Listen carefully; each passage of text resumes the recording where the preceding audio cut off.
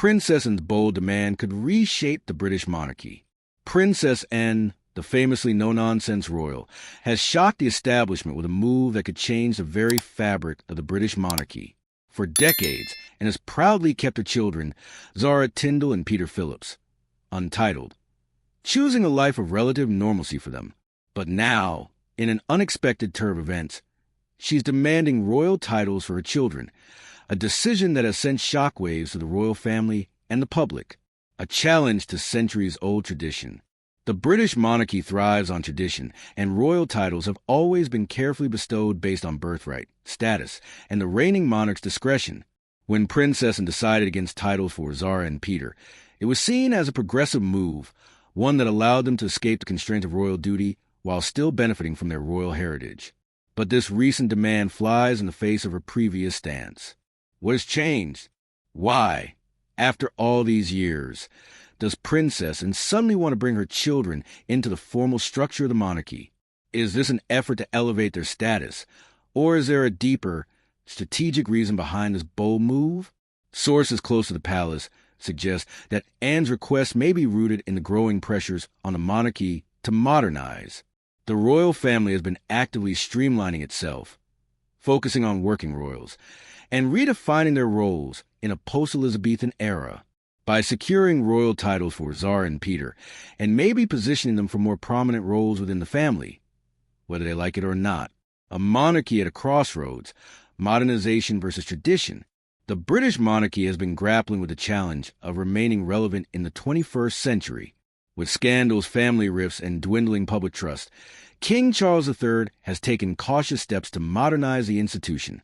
He has favored a slimmed-down monarchy, reducing the number of working royals and refocusing royal duties. Anne's request presents a major contradiction to that strategy.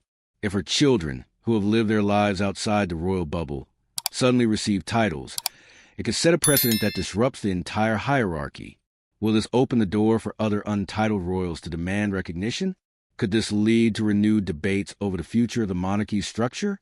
More importantly, what message does this send to the younger generations of royals, particularly Prince William's children?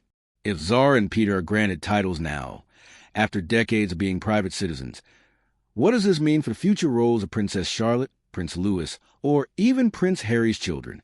King Charles's dilemma, a king under pressure.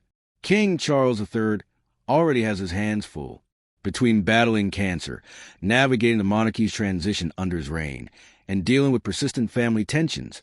This is the last thing he needed. So far, the king has taken a cautious approach.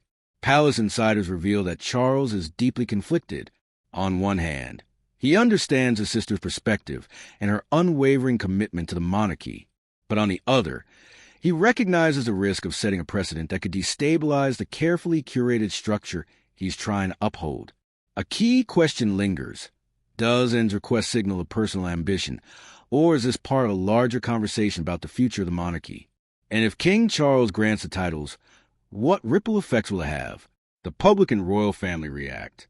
This sudden shift has sparked intense debate both inside the palace and among the public. Royal insiders report a mixed reaction from senior members of the family. While some sympathize with Anne's desire to see her children formally recognized, others see this as an unnecessary disruption.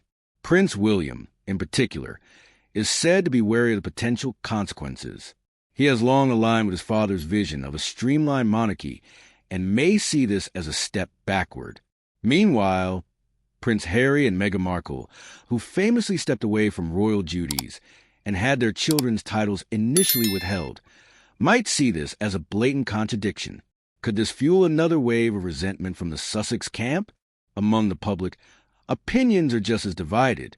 Some view this as a necessary modernization, arguing that Zara and Peter have represented the royal family well, despite their lack of titles. Others see it as a blatant contradiction, questioning why they should suddenly be given privileges they never seemed to want before. Social media has erupted with mixed reactions. While some royal supporters praise Anne's unwavering dedication to the monarchy, others accuse her of hypocrisy. Hashtags like #ModernMonarchy and #RoyalsRewritten are trending as debates rage over whether this is a step forward or a desperate attempt to hold onto old world prestige. A turning point for the British monarchy. Whatever the outcome, one thing is clear. This decision will be a defining moment in King Charles's reign. If he grants the titles, it will raise questions about the monarchy's consistency and long-term vision. If he refuses, he risks alienating one of the most respected members of the royal family. More than just a family dispute, this is about the very foundation of the monarchy. Will it stand firm in tradition, or will it evolve to meet the demands of a changing world? One decision could shape the monarchy for generations to come. And with King Charles facing unprecedented challenges, the pressure to make the right call has never been greater. Will he uphold tradition, or will he redefine what it means to be royal in the modern era? The world is watching, and the palace drama is far from over.